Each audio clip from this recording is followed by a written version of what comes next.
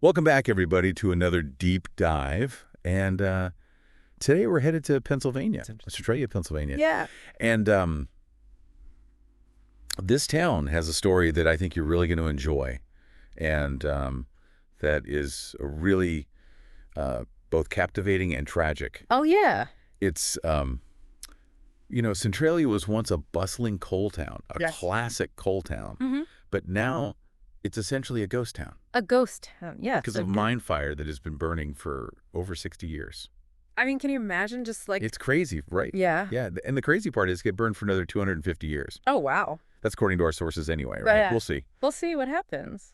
So we've got some articles from Wikipedia and Time Magazine and History.com. Yeah. We've got a YouTube video from Exploring with Josh, who actually goes there, and it's pretty interesting. Oh, cool. And, I like his videos. yeah, they're good. Yeah. And we've got some academic insights from the Sandy River Review. Interesting. So we're going to dive into all this and try to put together the story of Centralia. I mean, a fire burning for centuries. Yeah. Like centuries. Like, that's just hard to fathom. Yeah. But I think it's, what's really fascinating is that it's not just about geology. Right.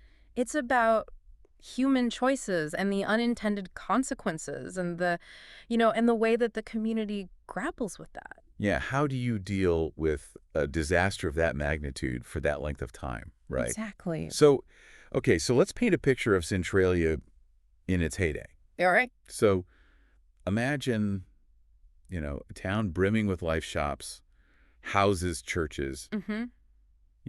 A real classic coal town. Classic coal town. By 1890, the population had reached over 2,700 people. Wow. So Up that's to- a pretty good sized town. Yeah, especially back then. Especially back then, yeah. So Yeah. It was thriving. Yeah, and coal was the lifeblood of this town, obviously. Yeah. The Lehigh Valley Coal Company was a major employer. Yeah. But then, But then, when they shut down operations, things kind of started to change. right. So when they shut down their operations, unofficial miners started moving in Yeah. and using a technique called pillar robbing, Yeah. which is essentially taking the very support structures Yeah. of the mine. Undermining the foundation of the town. Exactly. And taking the coal from those pillars. So literally undermining the foundation of the town. Literally. Yeah. Yeah, I see where this is going. Yeah. So, that just makes me think about, Yeah. the whole, regulation Yeah. situation, right? Right. Was there oversight over these unofficial mining activities? Well, that's a great point. Could stricter regulations have prevented the instability that ultimately led to this fire? That's what I was thinking, too, as you're saying that. Yeah. Were they just kind of, It's like, he's winging it. it's just kind of this recipe for disaster, Yeah. Yeah. waiting to happen. So we'll touch back on that. Yeah. But so let's move forward to 1962. Okay, 1962. This is where everything changed. Yeah. And there's a few theories about how this fire started. There's a few theories. Right. Yeah. So the official explanation Okay. is that a controlled burn in the town landfill Mm-hmm. accidentally ignited an exposed coal seam. Okay. Right. So that makes sense. Yeah. But there's other possibilities, right? Well, there's this other really interesting one, Joan Quigley, Okay. who wrote the book The Day the Earth Caved In. Oh, okay. Um, I'll have to check that out. yeah, it's good. She argues that the fire actually began a day earlier Oh. when hot ash was dumped in the landfill, Ah. and points to, a failure to install a fire-resistant barrier, Wow. which was actually required by law. Interesting. Yeah. So even in the official version, Right. there could be some Some element of human negligence there. negligence or oversight. Oversight, yeah. Yeah. And That's fascinating that, yeah, she suggests a different timeline. yeah, and points to a specific failure. Yeah. And, it just kind of reminds you that sometimes those official narratives are worth scrutinizing. Yeah. You know, For sure, especially when there's so much, especially riding on it. it has such consequences, Yeah. for so many people. Yeah, exactly. But it gets even more complex when you consider, the theories that connect the Centralia fire Yeah. to a previous mine fire in 1932 at the Best Colliery. Wow. So this could have been burning for a while. So if true, right, that would mean that there was a fire burning for decades unnoticed. Underneath this town. Underneath. Wow. So they were literally sitting on a ticking time bomb. Oh, yeah, for sure. That's wild. And were there any signs, I wonder, Yeah. I mean, before 1962. It raises all these questions, Yeah. like, were there any warning signs? Were there any hints that something like this was going to happen? I mean, Yeah. the ground's on fire, right? Yeah. Like, how could you not know? But, Yeah. But okay, so that's 2 theories. Yeah.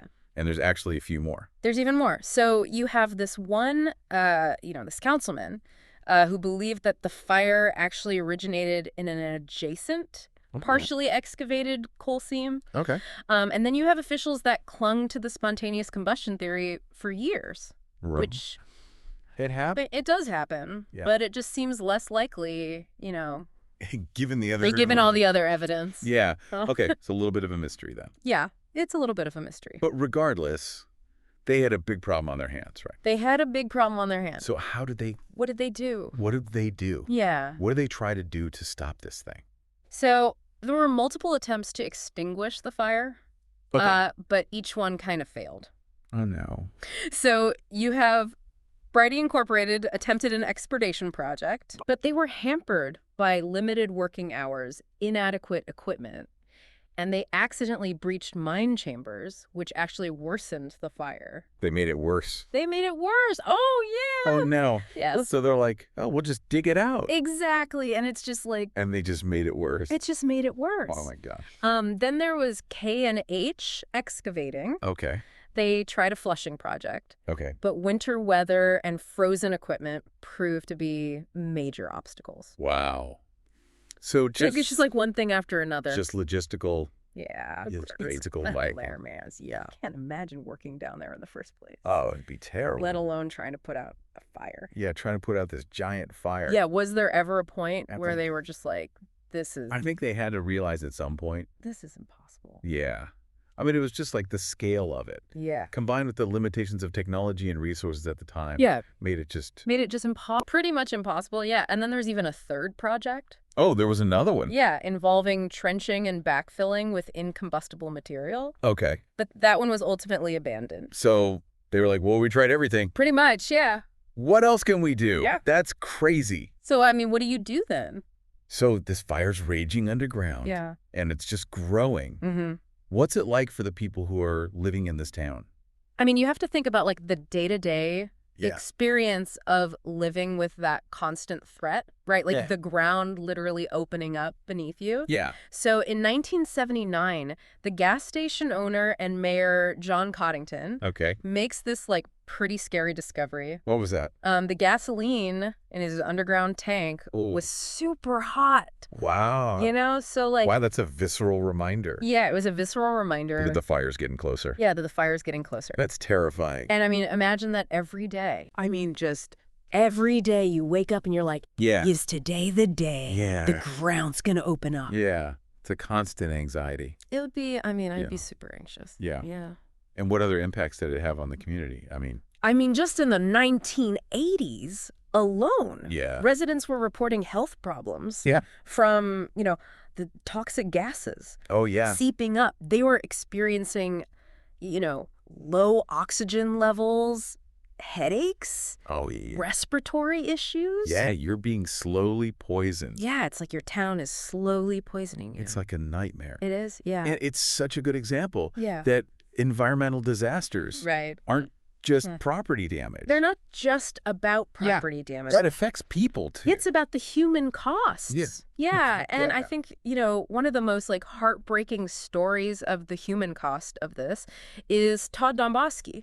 Yeah. So in 1981, he was 12 years old. Oh, he was just a kid. He fell into a sinkhole Oh, my gosh. created by the fire.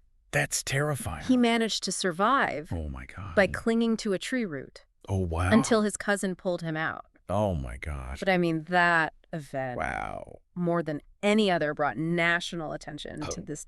Disaster in Centralia. I can only imagine. Yeah. Yeah.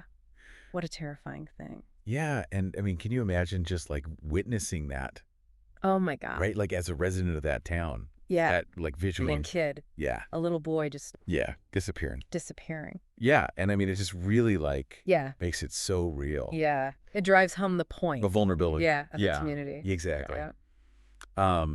And what's even more tragic is that Todd's ordeal didn't end there. Oh no. So he struggled with PTSD from that day forward, Oh. and he actually passed away in 2022. Oh, wow. Yeah. So it Yeah. just kind of reminds us that, yeah, the trauma Trauma lingers. goes on and on. Yeah. Yeah. And makes you think about all the other residents Right. who witnessed that, right? Yeah. Who lived every day with that fear. Yeah. How did they Yeah. How did this experience shape their lives? shape their lives? How did they cope Yeah. with the uncertainty? Yeah. Yeah. So this leads us to Yeah. another turning point in this story. Yeah. And that's the government's decision to relocate the residents. The government steps in. Yeah. Right. So by the mid-1980s, Yeah. the situation had become so dire that Congress allocated $42 million $42 million. to relocate residents. That's a lot of money. Yeah, that's a lot of money, especially back then. Especially back then. Yeah. Yeah. Can you imagine I mean, can you imagine? having to make that choice? Yeah, like, do you Do you stay everything you've ever known? your home, your community, your memories, right. like your whole life? Yeah. Yeah. And start over. Start over? Yeah. Yeah. Wow. Yeah. And I read that most residents did accept the buyout offers, Oh, okay. but some families Some families wanted to stay. were determined to stay. They wanted to hold on. Yeah, they wanted to hold on to their homes, Yeah. their way of life, Yeah. despite the dangers. Despite the dangers. So what happened to them? Yeah. Did they manage to stay in Centralia? Well, well, it was a long and complicated battle. Oh, yeah. But ultimately, in 1992, Pennsylvania Governor Bob Casey Okay. invoked eminent domain on all properties in Centralia, Wow. essentially condemning the entire town. So they're like, this is it. This is it. You got to go. Yeah, it was a pretty drastic measure. Can you imagine that? Can you imagine having your land Yeah. taken from you in this way Yeah. for the sake of safety? I mean, I know they're trying to, Yeah. protect people, but I mean, it's for the greater good, but it's still, it's still your home. yeah, it's your home. It's hard to fathom. It really underscores that tension, Yeah. that can arise between individual property rights and then Yeah. the collective good. Right. And in this case, the government determined that the risk posed by the fire was just too significant Yeah. to allow people to stay. Right. And then to drive the point home, Yeah. in 2002, they revoked the zip code They revoked the zip code. of Centralia. That's 1992 7. Like they were literally erasing it. erasing it from the map. Yeah. Yeah. Piece by piece. Wow. But what about Yeah. those few families that didn't want to leave? So those holdouts, right? Yeah. What happened to them? So it took years Yeah. of legal battles. Wow. But in 2013, the last 7 residents Wow. reached an agreement with the state, Okay. and they were allowed to live out their lives in Centralia. Oh. But after that, their properties would revert to the state. Okay. Yeah. So they finally Got what they wanted. got to stay. They got to stay. Yeah. And it's kind of a bittersweet It's bittersweet. Yeah. ending. But, I mean, at least they got At least they got to. what they wanted. Yeah.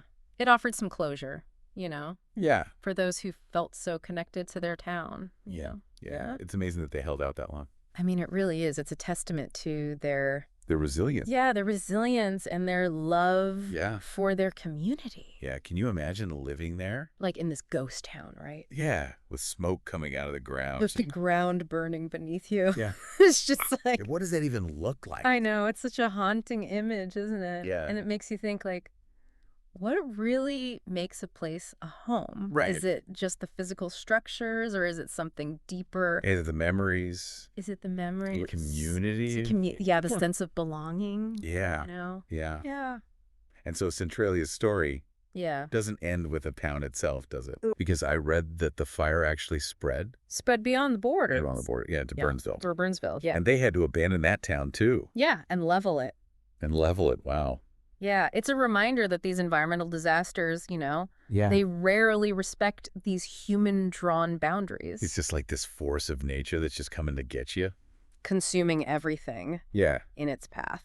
So what is left of Centralia today? So today, Centralia is a ghost town.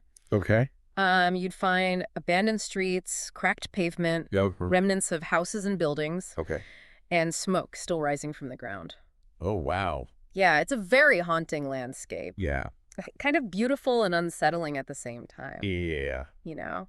Yeah. And it's actually become a destination for what some call dark tourists. More tourists. You know, those that are drawn to Oh, places associated with death, disaster, okay. the macabre. All right, so Yeah. kind of creepy tourism. Kind of creepy tourism. Well, I mean, I get it. Yeah. I mean, there's a certain appeal to There's an allure. yeah, to these Yeah. places that have been kind of Reclaimed by nature. reclaimed by nature. And I Yeah. remember in the Exploring with Josh video, Yeah.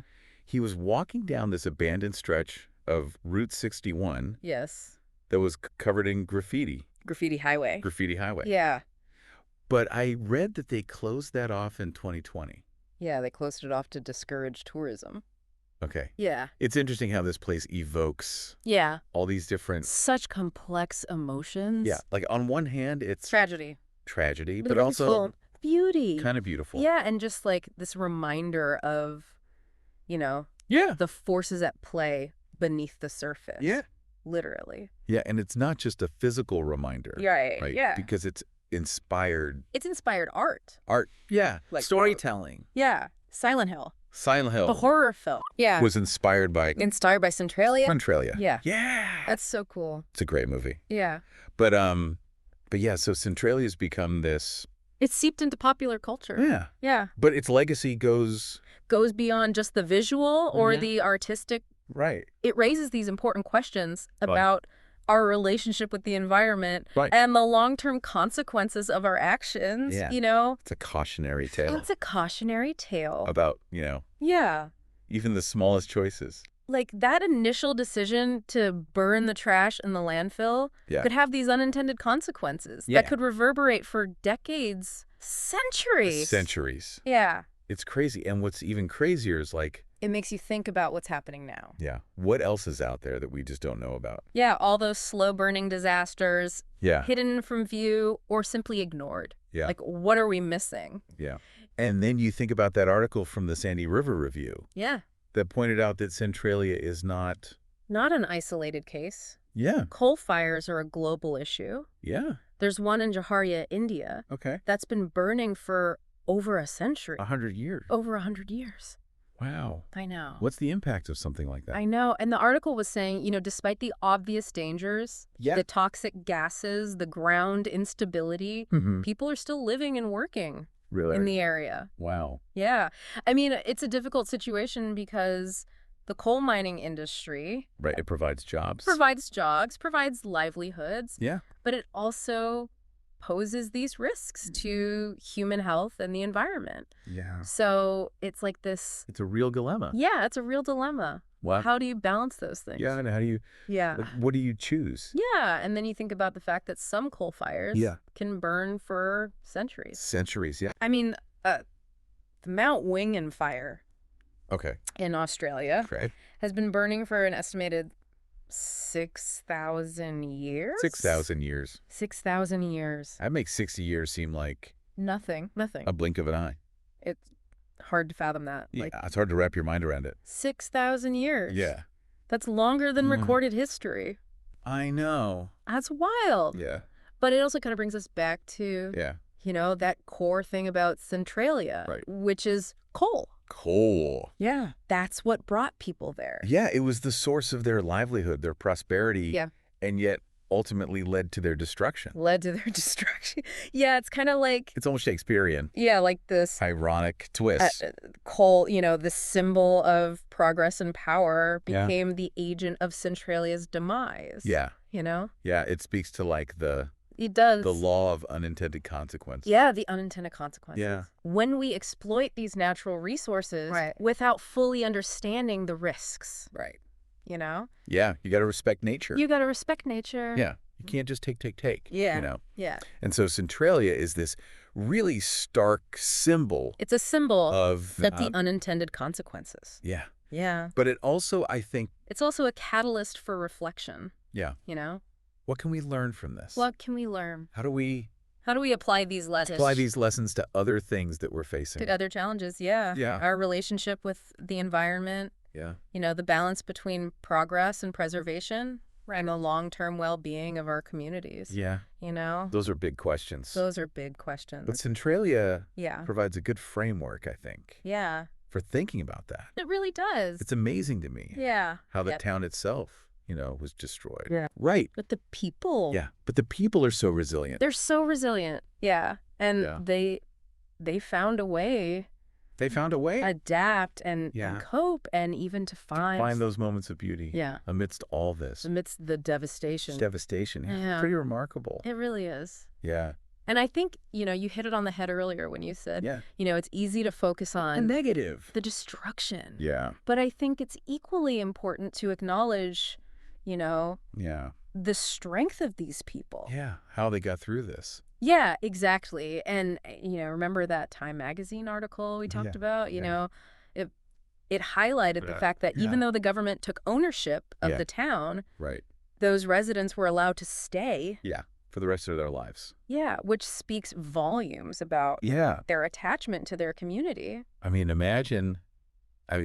could you imagine staying in a place like that? I don't know. Where the danger, the isolation, yeah, the constant reminder of the fire burning beneath you.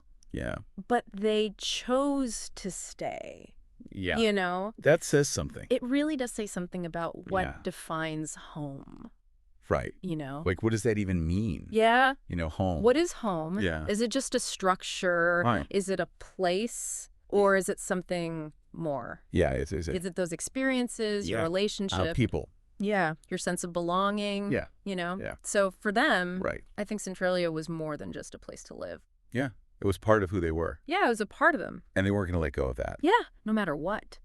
No matter what. No matter what. Yeah. And it's just, it's a testament to that power of place. Yeah. And the connection that we have. Yeah. To these communities. Yeah. Absolutely. That shape us. And even in the darkest times. Right. Even in the darkest times. There's still that. There's that flicker of hope. Yeah. That spark of resilience. Yeah. Yeah. Centralia may be a ghost town. Yeah. But its story lives on and teaches us, about the complexities of our relationship with the environment, the ripple effects of our choices, and the strength of the human spirit, Yeah. So it's been a journey. It really has. Exploring all the layers of this story. It's a fascinating story. Yeah, it is. And it's sad. And it's sad. Hopeful. It's hopeful and thought-provoking. Yeah. Yeah, so Centralia, Pennsylvania. Centralia, Pennsylvania. Consumed by fire. Abandoned by most. Abandoned by most. But never forgotten. Never forgotten. It's a story. It's quite a story. I'm glad we got to talk about it today. Yeah, me too. Well, folks. That's the end of our deep dive. The end of the deep dive. On Centralia. Pennsylvania. It's a reminder that, we're all connected. Mm-hmm. And that our choices have consequences. We do. And that even in the face of, Yeah. Huge challenges. Yeah. There's always hope. There's always hope. So keep exploring. Keep exploring. Keep questioning. Questioning. And keep those minds burning bright. Burning bright. We'll see you next time. See you next time.